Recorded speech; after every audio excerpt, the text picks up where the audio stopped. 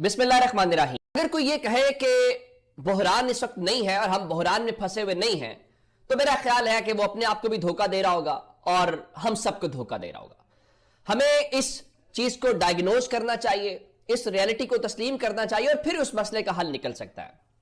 बलूचिस्तान के अंदर गुज़श्ता रोज जो कुछ हुआ, जाहिर है वो मीडिया उसको रिपोर्ट नहीं कर रहा और सोशल मीडिया के ऊपर जो शोर है और फिर वहां पे जो हालात है, चले हम किसी और की बात नहीं करते, मैं वहां पे जो जर्नलिस्ट है इफ्तिखार फिरदौस, उन्होंने क्या लिखा वो बता देता हूं। The situation in Quetta, Balochistan has grown extremely volatile after clash between protesters of BYC Baloch Yakjehti committees का मतलब है and the government. The internet has been restricted and containers have been put up on the red zone of the city. यानी उनके मुताबिक इस वक्त वहां पे सूरत हाल कशीदा है, जो इंटरनेट है उसको महदूद कर दिया गया है या उसके ऊपर पाबंदियां हैं और वहां पे रेड जोन के अंदर जो है वो कंटेनर्स लगा दिए गए हैं। और इस वक्त जो रोड के ऊपर बातें वहां हो रही हैं, जो मनाजिर हैं वो कोई अच्छे नहीं है। और उसके ऊपर मुस्तफा नवाज खोकर कह रहे थे जहां रंजिशें बढ़ चुकी हूं, क्या वहां दिल ऐसे जीते जाते हैं। आज क्वेटा में मुजाहिरीन पर फायरिंग और उसके नतीजे में जख्मियों के अलावा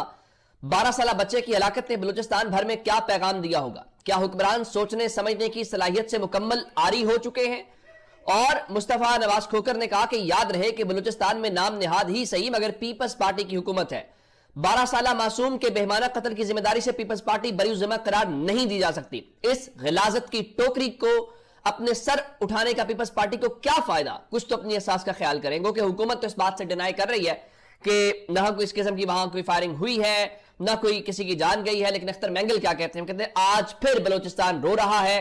कोयटा की सड़क पर एक 12 साल बच्चा मारा गया, ना कोई हथियार ना कोई खतरा, सिर्फ एक मासूम चेहरा जिसकी मां ने सुबह उसे जूते पहनाकर भेजा था और शाम की उसकी लाश वापस मिली है। और तुम सब जैसे हमेशा खामोश, जैसे कभी कुछ हुआ ही नहीं था। तुम्हें कब परवाह थी, तुमने कब बलूचिस्तान को अपना समझा। हम तो हमेशा तुम्हारे लिए गैर एक सोतीला सवाल रहे हैं जिसका जवाब तुमने हमेशा गोलियों से दिया है। जब हमारे बच्चे मारे जाते हैं तो तुम सिर्फ खबर पढ़कर आगे बढ़ जाते हो, ना दुख ना शर्म ना अफसोस। तुम्हें सिर्फ तब दर्द महसूस होता है जब दर्द तुम्हारे घर की दहलीज पर आता है। ये वहां की कैफियत है। और फिर उसके बाद आप जानते हैं कि जो कुछ खैबर पख्तूनख्वा के अंदर अमन अमान की सूरत हाल है वो भी किसी से ढकी छुपी नहीं है। और अब इस सारे बहरान से हम कैसे निकल सकते हैं। आप क्या कह रहे हैं, इमरान खान को माइनस कर दो, इमरान खान से बात ना करो, अपनी मर्जी के फैसले करो कमरों में और अपनी मर्जी की टर्म्स ले आओ। कभी हार्ड स्टेट कह दिया जाए, कभी सॉफ्ट स्टेट कह दिया जाए, कभी और टर्म्स जो हैं वो अपने ही लोगों को फितना इंतशारी और क्या कुछ कहने के लिए जिसकी कोई जो है वो हमें नजर नहीं आता। अब इस सब के बीच में जो एक डेवलपमेंट है कि इस मसले का हल कैसे निकल सकता है, गंडापुर साहब ने अब भी इस मसले का हल निकाला है।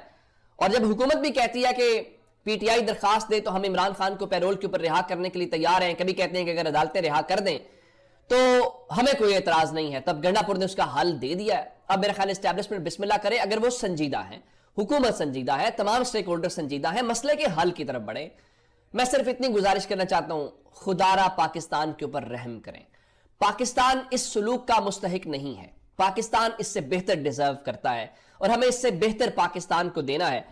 अलीमिन गंडापुर ने सहाफियों के एजाज में इफ्तार डिनर रखा हुआ था, वहां पर उन्होंने कहा कि मुल्की सियासी इस्तेहकाम के लिए इमरान खान को रिहा करना होगा। इमरान खान की रिहाई से ही मुल्की सियासी इस्तेहकाम आएगा। पीटीआई हुकूमत खत्म होने से पहले हालात नॉर्मल थे, अब दहशतगर्दी बदअमनी बढ़ चुकी है। और उन्होंने फिर अफगानिस्तान के हवाले से भी बात की है और उन्होंने कहा जी इस वक्त जो बलूचिस्तान से मुज़ाकरात किए बगैर खित्ते में पायदार अमन का कयाम मुमकिन नहीं है और दहशतगर्दी के खिलाफ जो जंग है वो अवाम की हिमायत के बगैर जीतना नामुमकिन है। हम ऑपरेशन की हिमायत इसलिए नहीं कर सकते क्योंकि ऑपरेशन का कोई फायदा नहीं है। और उन्होंने कहा जब तक इमरान खान जेल में है मुल्क में सियासी इस्तेहकाम भी मुमकिन नहीं है। मुल्क में अमन अमान की खराब सूरत हाल की असल वजह गलत पॉलिसियां हैं। और उन्होंने एक और भी बात की कि मुल्क को बहरानों से निकालने के लिए नेशनल डायलॉग की जरूरत है। कोई भी डायलॉग इमरान खान के बगैर कामयाब नहीं हो सकता। उसके अलावा उन्होंने फैसल वावडा के मुतालिक भी बात की और कहा कि फैसल वावडा घटिया इंसान है। मुझे अगर पता होता कि कौमी सलामती कमेटी में वो भी शरीक हो रहा है तो मैं कभी शरीक ना होता। और एक कॉमेडियन भी उन्होंने करार दिया। لیکن سوال یہ ہے کہ فیصل وابڈا کس پارٹی سے ہیں کہ ان کو قومی سلامتی کمیٹی اجلاس میں بلایا جانا بہت ضروری سمجھا گیا. اور اس میں ایک بات ضرور ہے, جو وہاں پہ تمام رپورٹرز تھے انہوں نے اس حوالے سے ٹویٹس بھی کیے, باتیں بھی کی, کہ انہوں نے کھل کے گنڈا پور سے سوال کیے اور گنڈا پور صاحب نے بڑے کھل کے جواب دیے. میں آپ کو بتانا چاہتا ہوں کہ میں پنجاب کے اندر, لاہور کے اندر مسلم لیگ نون کو کور کرتا ہوں, سی ایم کو کور کرتا ہوں. 1 سال ہو گیا ہے پنجاب کی وزیر اعلیٰ بیٹ رپورٹر سے نہیں مل سکی. ہم صحافیوں سے کوئی ایسا انٹریکشن نہیں کیا جہاں پہ ہم ان سے سوال کر سکیں ان کی پالیسی سے متعلق, ان کی حکومت سے متعلق. اگر گنڈا پور یہ کر سکتے ہیں تو مریم نواز کب ہمت کریں گی اور وہ صحافیوں کو فیس کریں گی, اور جنون صحافیوں کو فیس کریں گی, تاکہ جنونلی سوال ہوں اور وہ سوال ہوں جو لوگوں کے ذہنوں کے اندر ہیں اور ہم ان کی نمائندگی کرتے ہوئے سوال پوچھیں. مجھے اس چیز کا انتظار ہے. اب اس سب کے بیچ میں ایک اور بڑی ڈیولپمنٹ ہے, اور وہ ڈیولپمنٹ مولانا صاحب اور تحریک انصاف کے حوالے سے اور بینگل صاحب کے حوالے سے. اور اگر یہ اعلان ہو گیا, جب گرینڈ ڈائیلاگ کی بات ہو رہی ہے, تو پھر کیا ہوگا؟ ابھی جو قومی سلامتی اجلاس ہوا اس میں مولانا صاحب نے شکوہ یہ کیا کہ پہلے ہمیں بتایا گیا پی ٹی آئی شرکت کرے گی, پھر ہمیں صبح معلوم ہوا کہ پی ٹی آئی نے بائیکاٹ کر دیا, تو ہمارے لیے فیصلہ بدلنا مشکل ہو گیا تھا. ان کا ہم یہ کر سکتے ہیں کہ اگر کسی آئندہ سرکاری ایونٹ پہ پی ٹی آئی کو نہ بلایا گیا تو ہم بھی سوچ سکتے ہیں کہ ہم نہ جائیں.